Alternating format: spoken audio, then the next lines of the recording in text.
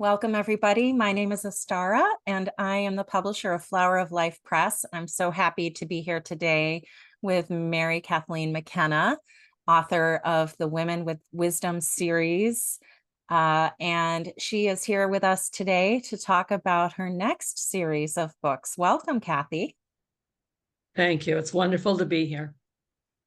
So I'm curious if you could tell us a little bit about what prompted you to shift gears. I know you were working on the third book of your Women with Wisdom series, Gazing at the Stars, but then you decided to pivot and work on this next series, Pets with Wisdom. Can you tell us a little bit about why and the first book in the series? Sure. The first book in this series is Sarabi's story, a Maine Coon cat's perspective on life, love, and family. As I was finishing up following the cycles of the moon, the second book in the wisdom of women series. Sorry, I'm struggling today. Just before that, as I was finishing up, my husband had a triple bypass, and it was very difficult. I had to do a lot of advocacy, get him moved to another hospital. There was really problems with the hospital he was in. It was a very traumatic time. Sarabi was my, at that time, 18-year-old Maine Coon cat with diabetes, who was a rescue cat who had severe respiratory, that she was going to be euthanized in the shelter. And I rescued her, adopted her, and we were able to control the respiratory over her life. She became my life's companion and my companion for teaching me how to sit still and how to be. She was really frail at the time of my husband's triple bypass. That was a very traumatic time for all of us. My husband came home, but not the same person he was before. It took a while for him to get his stamina back and be able to do many of the things he had done.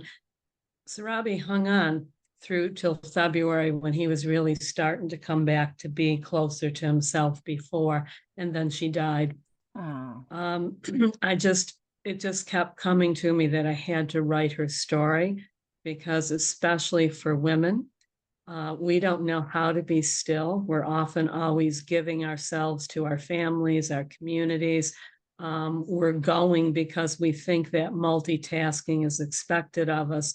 And I think that is the biggest lesson Sarabi gave me, to be able to be still with a being that was not me, that was teaching me a different kind of reality and a different way of being. Mm-hmm. And that story has stayed with me. And I just think it's essential that I share it with others and share the whole, because this will be a series as well, the idea of how important nature, pets, and to think of them as themselves. We often think of them as what they do for us or our relationship with them. And I'm in the writing of Sarabi's story, I'm trying to show that she's also a separate being with a different reality. And it's important as humans, especially as women, we respect the different reality of nature, the different reality of our pets, and admire that and learn from it. That's beautiful. So you've got a history of rescuing animals from shelters. So can you share a little bit, Kathie, about how this has served you in your life and what has propelled you to do this? I always grew up with cats, and I can remember one of the most profound cats was a cat that we named Mischief. I lived in the country, and Mischief was a barn cat. And one day, and of course, we lived in what had been a farmhouse as well. We found Mischief coming in and able to open the wood doors. I'm right now looking for a screen indoor old farm door for my house now. Can't find them any place that fit the door, but this was one that she could get her paws around. And so she had 6 kittens that she took over, went upstairs into my mother's sewing room and settled herself in the sewing room and brought all 6 of her kittens over. And she decided we were adopting her. Oh. We adopted out our kittens when they got older, but Mischief stayed with us for many years. So I've always had pets, dogs, and cats around me that really help ground me Mhm. And I think the rescuing them is so important. Let me tell you the follow-up story after Sarabi's death, which makes it even more important. We tried to find a Maine Coon cat, young cat, or maybe still a kitten in Florida, because we were there at the time, excuse me, Mhm. and couldn't find one. And so we came upon in PetSmarts, where they have the adoptions on Friday and Saturdays. This little bit, he was 6, 7 months old when we ended up adopting him. He was not the cute, cuddly, furry cat that I wanted. He was the striped cat with these large yellow eyes just staring at me, obviously shut down. And so I asked if I could go in and pet him, and they let me, and he came alert when I did that. And Mm. I knew I had to adopt him, even though he was not a Maine Coon cat, which I had decided was my life's job to rescue Maine Coons. Took him home, found out that this, I thought I was being sacrificial, is a Bengal cat. Bengal cats were bred in the 40s and 50s because domestic cats have feline leukemia, Mhm. and they don't in the wild. And so they were breeding a domestic cat with I believe, Bengals. That's why they're called Bengals. They say Oriental cat. They don't tell you which kind. Yeah. And so he is actually a Bengal cat, which they sell for about $3,000, $4,000. So I no longer can say I'm sacrificing as I rescue. Then I later in the spring was taking a group of stray cats with my daughter down to a shelter to have them neutered and shots for them. And there were 12 of them. That's how many of them, not all ours. We took one from another shelter up here down to where they could be neutered. Mm. And Mm. there was Fluffy sitting in a cage, totally disconnected from the world, terrified. She turned out to be 8 years old, had to have all of her teeth removed and a polyp in her ear. I promised my husband we'd try to stay to 2 cats and the dog because of our traveling in the motorhome. And I thought about her for a month, and I called them up and said, I have to rescue her. Well, so I fostered her in Cornell, removed the teeth, had to do lots of healing with her, and then took her to Florida, and we had the polyps out. To this day, this morning, she still does not let me pet her. She still wants to be in a corner, but we have her out now in the whole house, and she loves the motorhome because she's in an enclosed area. Yeah. So I decided I would do a big expense of rescuing her, but she is triple the size. I thought she was a kitten when we Yeah. got her.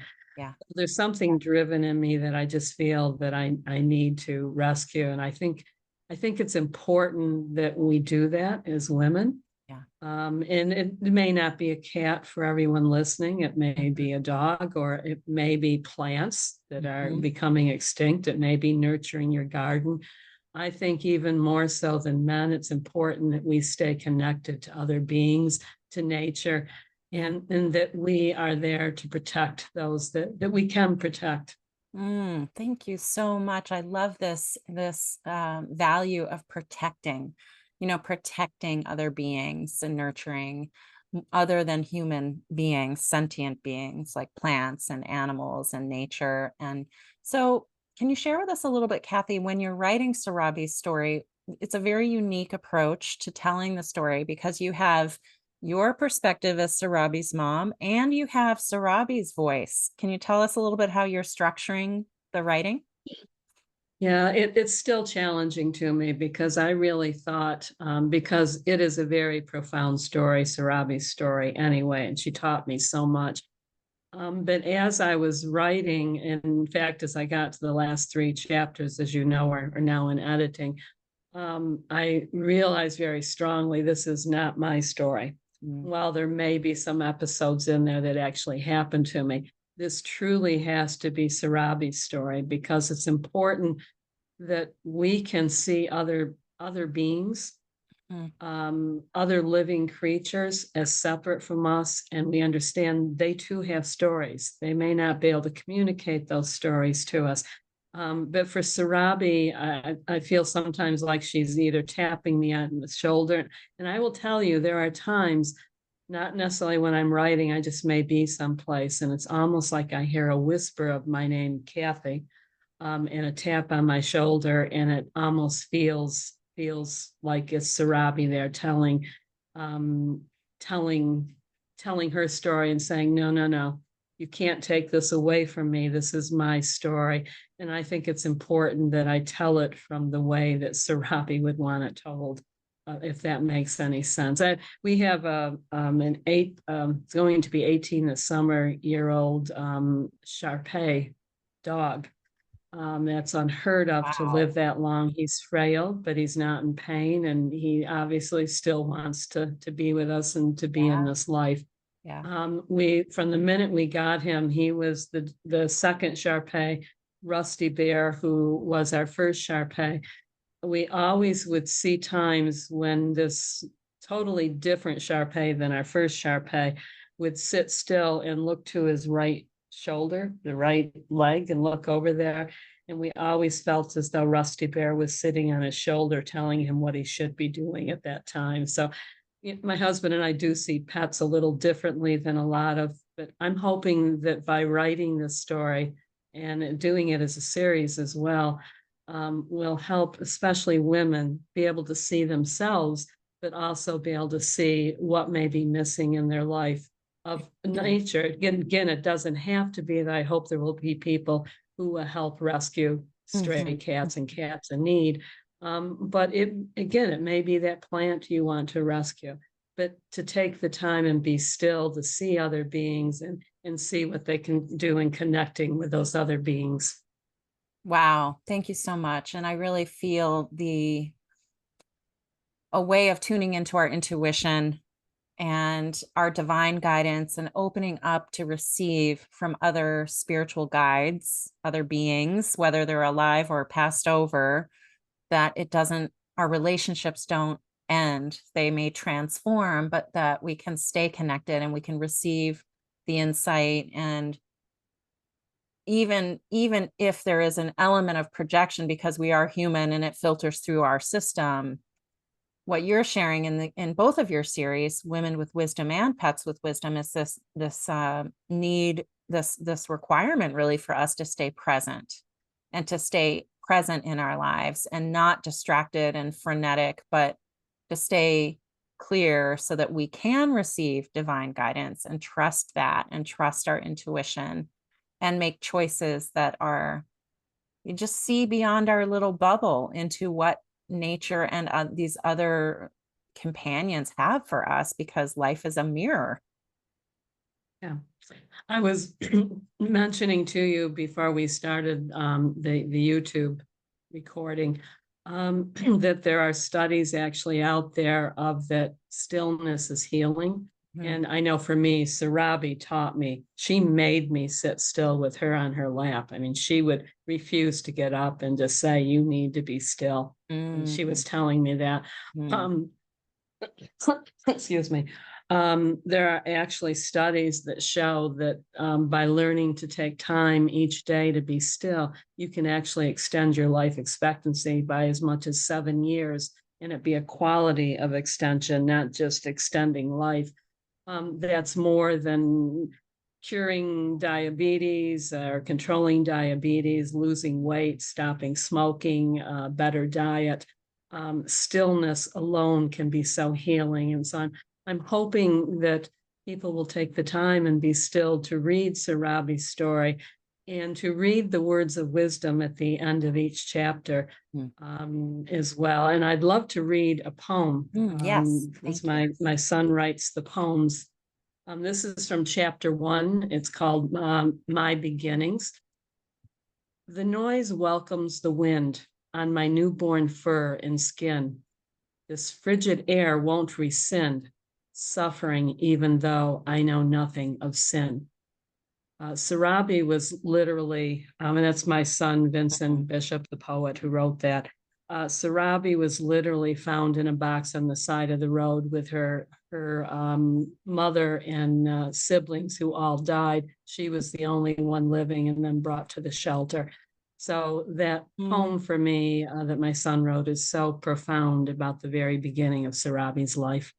Oh, thank you, Kathie. And I really appreciate the power of Vincent's poetry and how you infuse that into the story of all of your books, because it really brings an element of power and beauty and magic to help hold the story. So thank you so much. And we look forward to hearing more about the Pets with Wisdom series. And just to let everybody know that Sarabi's story will be available in August of 2024. So stay tuned. And thank you so much. Thank you.